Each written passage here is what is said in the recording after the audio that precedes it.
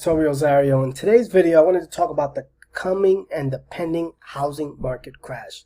But before I get started, don't forget to subscribe, hit that bell notification. That way you get notified whenever I post a new video. Also, give this video a thumbs up. Give this video a thumbs up. It does help with the YouTube algorithm.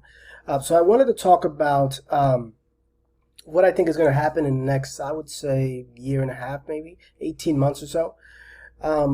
Some interesting stats, right? So over 30% of tenants didn't make their payments in July, right? So they didn't pay rent. They haven't paid rent. And now with this ban of evictions, it's going to be, so that's going to delay that process, right?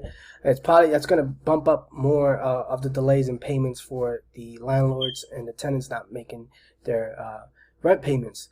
8.3% of homeowners are in forbearance, meaning they're not making their payments. They're delaying, either deferring those payments, putting them at the back of the loan, or setting up a date where they'll have to make up all the payments that they missed or didn't make all in one lump sum.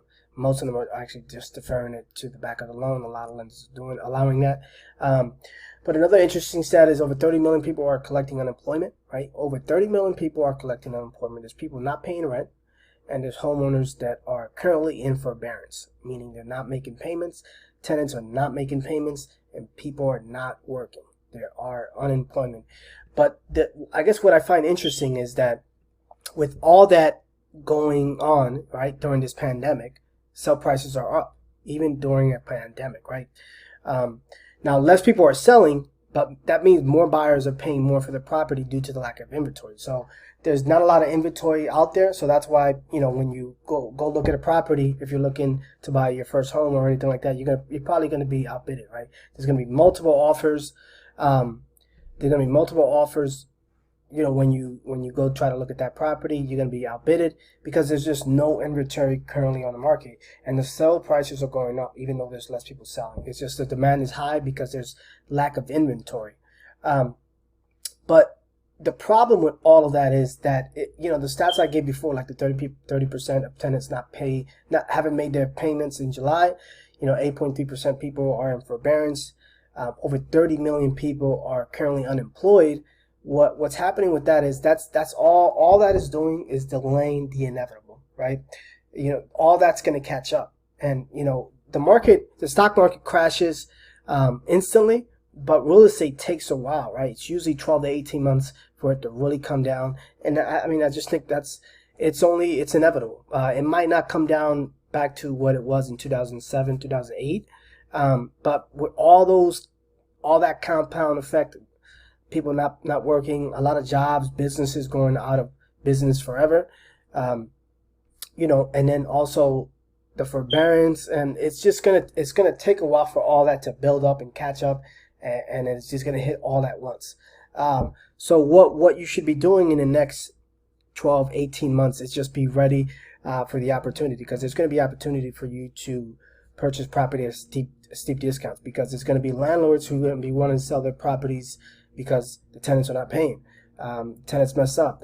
They're going to be willing to sell those property at a discount, and then also it's cyclical, right?